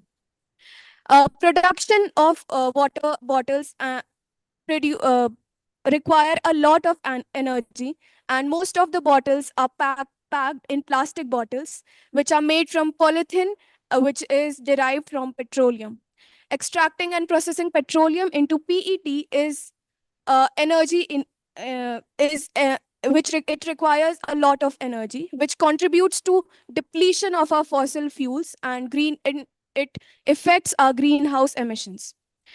Manufacturing PET bottles involves processes such as polymerization, molding, bottling, and all of which consume significant amount of energy. Transportation of bottled water over long distances from bottling plants to retail locations consume a lot of energy. Over to my teammate now. Here, I would like to provide a fact that in producing 1 kg of plastic bottles, 1.75 kg water is used. Considering the scale on which it is being produced, a lot of water is used than it is produced, and 1.6 million gallons is pumped per day from Nestle company, and 2 billion gallons used by Poland Spring per year. So it has a lot of consequences on our natural resources. First of all, I would like to um, tell about a glaring issue, that is the carbon footprints. The transportation of bottled water contributes to greenhouse gas emissions, such as trucks, ships, and airplanes typically use fossil fuels. Also, for energy and cooling, the bottled water often needs to be kept cool during storage and transportation, which requires additional energy, typically from electricity generated by burning fossil fuels. Also, we know that refrigerators and ACs, which we use for keeping them cool, emit greenhouse gases, which adversely harm our environment. Also, the microplastics and plastic bags bottles can break into microplastics, contaminating soil and water resources, which can harm our wildlife and also our ecosystems. And now, uh, the packaging of bottled water has a considerable effect on natural energy resources through the entire life cycle of the bottle, from production to disposal. So, to mitigate these effects, efforts should focus on reducing consumption and improving recycling processes. I hope we have satisfied you with our answer. Thank you, ma'am.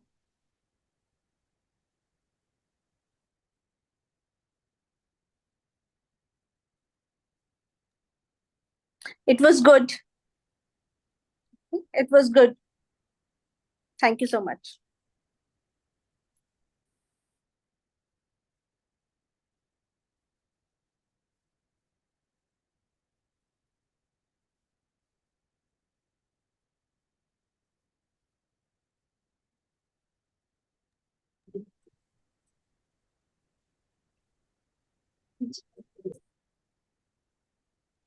Ma'am, may I please request you, our third judge, Mrs. Reena Tripathi, to pose a question to Team B? Yeah. Yeah, I'll just first read a case study. You must have researched that. And this I had read quite some time back, and really I was quite, you know, quite moved by the whole scenario. There was a Kaladera bottling plant of Coca-Cola. So it says the shutting down of the Coca-Cola bottling plant at Kaladera, Rajasthan, only after it has exacerbated the miseries of this water scarce village, shows how improper institutional practices can put the welfare of the people living in the area at stake. The Kaladera case highlights the importance of the role of the state and its institutions to safeguard the interests of its people, particularly the weak and the marginalized. So, little more on that. Kaladera, a small village 40 kilometers from Jaipur, was recently talked about in print and electronic media, not for its mud-resistant block prints on national dyeing handicrafts, but for the shutting down of the Coca-Cola bottling plant, which had supposedly drained the area of water reserves. More than a decade of struggle and people's movement saw an end to the corporate exploitation of the scarce water resource at Kaladera. The closure of this plant, along with two more in Andhra Pradesh and Meghalaya, arises serious questions on policy planners, institutional bodies, granting licenses, and the role of the Pollution Control Board.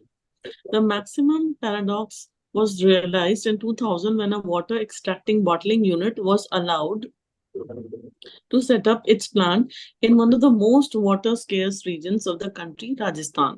The state government adopted anti welfare policy by providing tax incentives to a beverage producing unit in Govindgarh block, which was declared overexploited in 1998 by the Central Groundwater Board, putting at so you get an idea. So the whole thing of instead of taking care of the place and taking care of the resources, what was done was the wrong policies led to over exploitations of the groundwater of this already where the water scarcity was there. So my question to you after reading this case study is, now since you have very beautifully summarized everything right from the energy resources which are exploited, which are used for these corporates which are making millions at the cost of all these natural resources and people's livelihoods, etc. So as now after all this, what kind of regulations do you think should be put in place to protect the natural resource, that is groundwater or spring water or any kind of water, from the exploitations of the kind that I just shared with you in this case study of Kaladera? I hope you got the question. What kind of regulation or exploitation of this very precious resource, which is water? Team B, have you understood the question? All right. So you will get 4 minutes to confer. And Team B, your time starts now.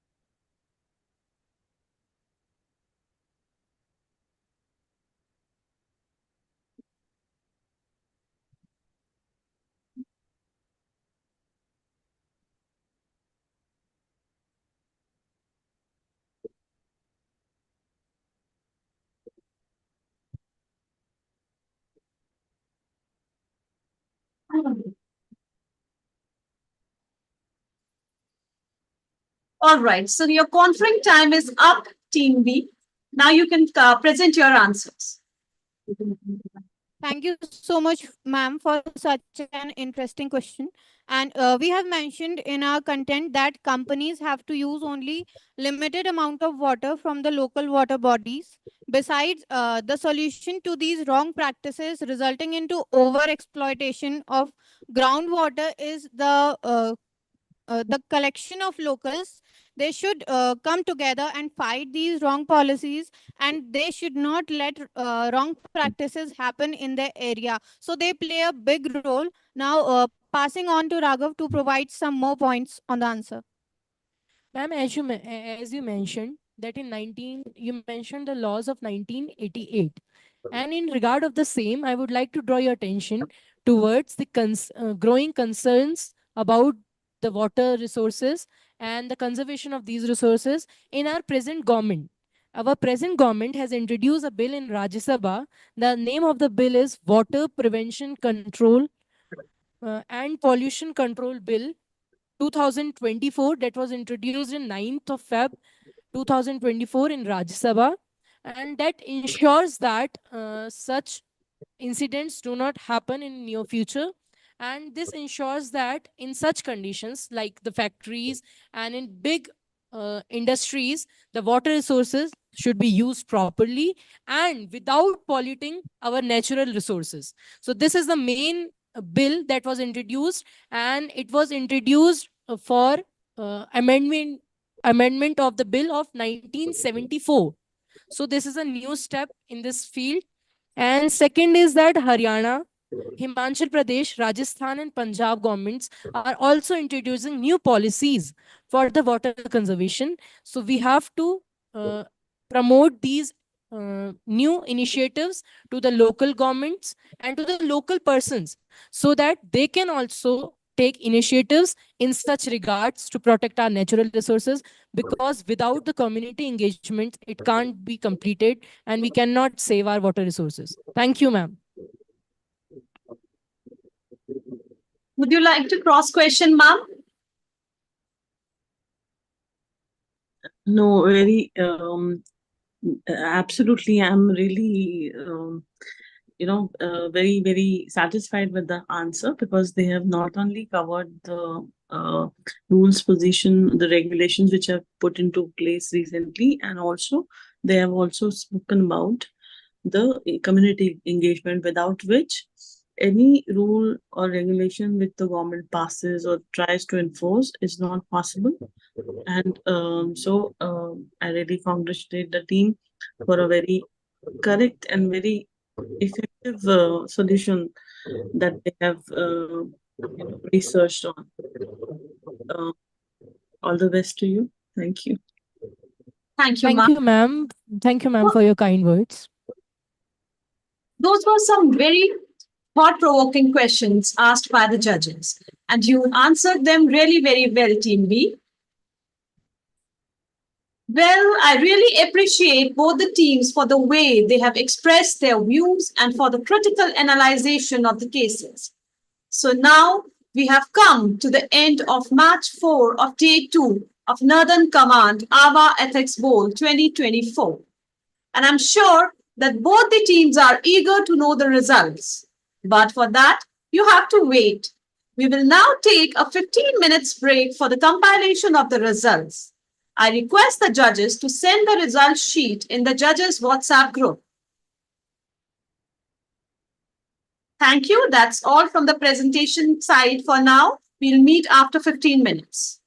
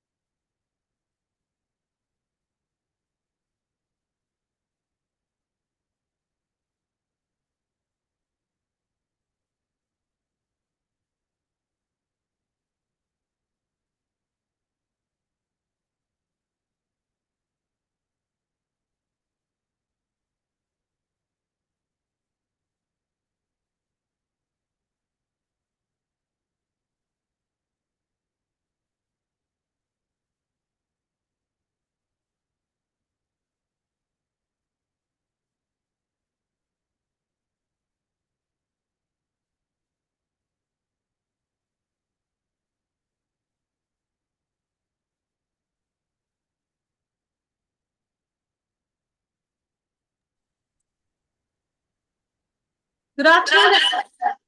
Good afternoon, everyone. Welcome back after the break to Day 2, Match 4 of Northern Command AWWA Ethics Bowl 2024. Thank you for your patience. I know that everybody is eager to know the results, and we are finally ready with the results. But before I announce the results, I want to acknowledge the preparation and enthusiasm of both participant teams. The results notwithstanding, both the teams have made us proud.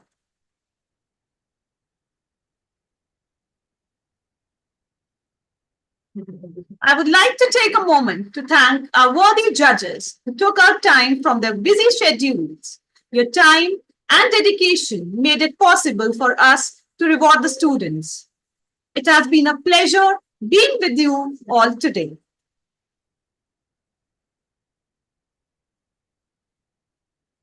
May I now request Mr. Sanjeev Kumar, Secretary of the event and Principal APS Udhampur, to declare the results of today's match. Over to you, sir. Thank you, Shikha. Hope I'm audible.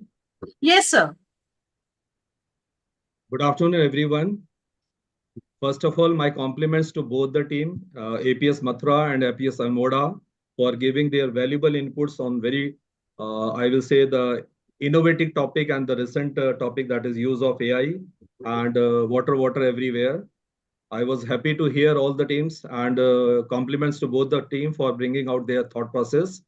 I must thank, first of all, the judges who spare their valuable time for this particular event. So my heartiest thank to Mrs. Garima Goel, Mrs. Reena Tripathi, and Colonel Santosh. Thank you very much to all of you for sparing your valuable time and giving your insight on this particular topic. As I told you, it is not winning and losing, it is the participation which matter a lot. And as a format of the competition, I have to announce the result. So I'm with the judges, what they have given. I'm going to announce that part only. So first of all, I give the score school-wise. And if I go with the score, APS Mathura got 147 out of 190. And APS Almoda got 162 out of 190. This clearly indicates that today's winner is APS Almoda. My heartiest congratulations to APS Almoda, bete. And never lose heart, APS Mathura. There is always a next time. Come prepare next time, and hopefully you will also win this tournament. So all the very best to Almoda. Thank you. Thank you very much. Thank you so much, sir. Thank you so much, sir. And we also congratulate our dear competitors. They also presented very well. And we hope to have a healthy competition with them once again in the future. Until then, thank you very much, everyone, for their kind words and their insightful talks.